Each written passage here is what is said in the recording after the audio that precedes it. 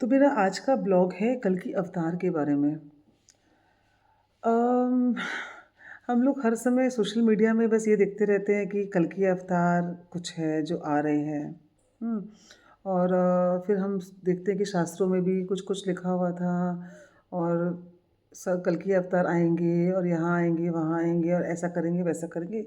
ये सब कुछ तो ये जो सोशल मीडिया में रहता है वो हम सबको पता ही है।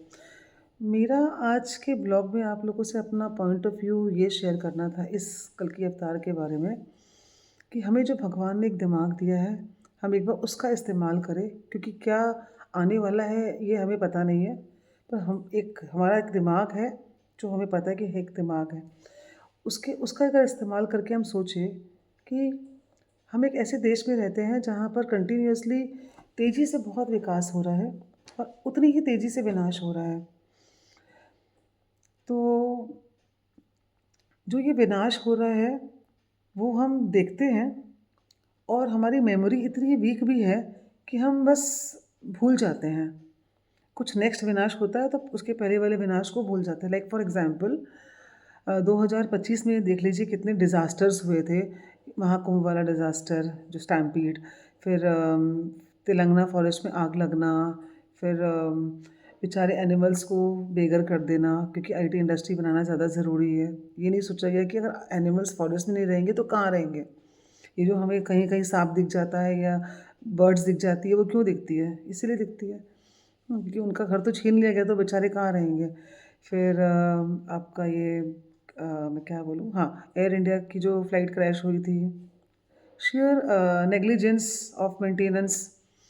फिर पंजाब में जो फ्लड आया था। तो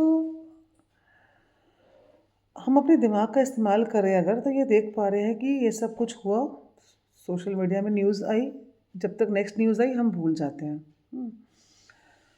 और हम अफ़सोस करते हैं कुछ पल के लिए और फिर उसके बाद अगली न्यूज़ आ जाती है कुछ और अफ़सोस करने के लिए। इन सब को हम अगर साइड रखें, ठीक है? और ये बात को एक्सेप्ट करें कि हाँ, सच में हम भूल जाते हैं और हमारा अफ़सोस सिर्फ़ कुछ पल का होता है। तो एक बार के लिए हम ये सोशल मीडिया की न्यूज़ कल की अवतार को भी साइड करके अब अपने दिमाग का सही इस्तेमाल करके अगर ये सोचें कि क्यों ना हम एक बार के लिए ये सब चीज़ के पीछे कारण क्या है? लालच, रॉन्ग डिसीजंस, कहीं लालच ही बहुत सबसे बड़ी बात है, तभी तो रॉन्ग डिसीजंस होते हैं ना।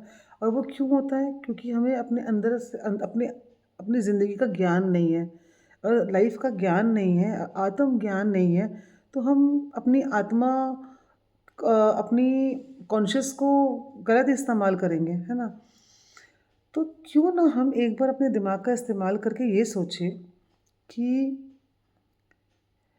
जो स्पिरिचुअल मास्टर्स हैं आज हमारे आस-पास, जो रियल वाले स्पिरिचुअल मास्टर्स हैं, जिनके ज्ञान से हमारी ज़िंदगी बदल रही है, जो हमें एक ऐसा पॉइंट ऑफ व्यू दे रहे हैं कि हम किताबी ज्ञान में हमें कभी ना मिला, जिनको सुनने से हमें एक सुकून महसूस हो रहा है, हमारे सारे सवाल गिर जा रहे हैं, हमें उनके पास बैठने की इच्छा कर रही है, ना कि क्लबिंग करने की। हमें भजनों में हमें मौज आ रही है।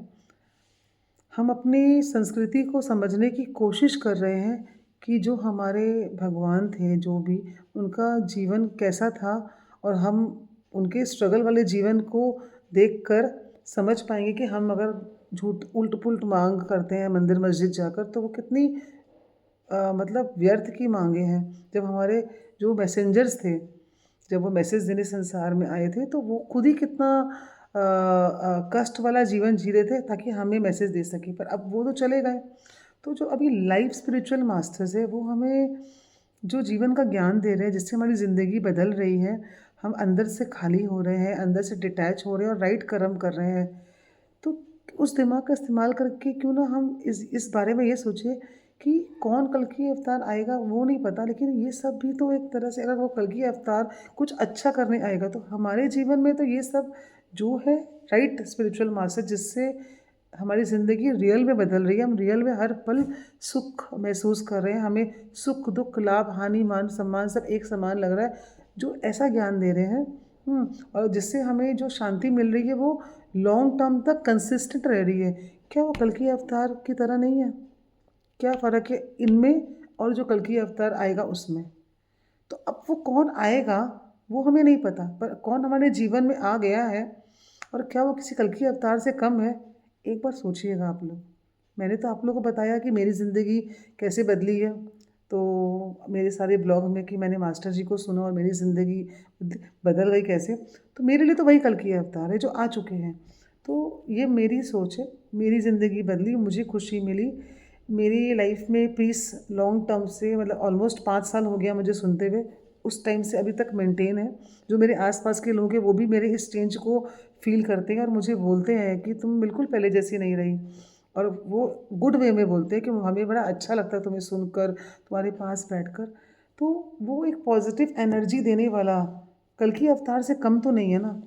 तो ये मेरी थॉट है और मैंने आप लोगों से शेयर किया। आप लोगों के पास दिमाग है, आप लोग ज़रूर से सोचिएगा और कमेंट भी कीजिएगा ताकि मुझे समझ में आए कि आप लोग इस बात से एग्री हैं कि नहीं है।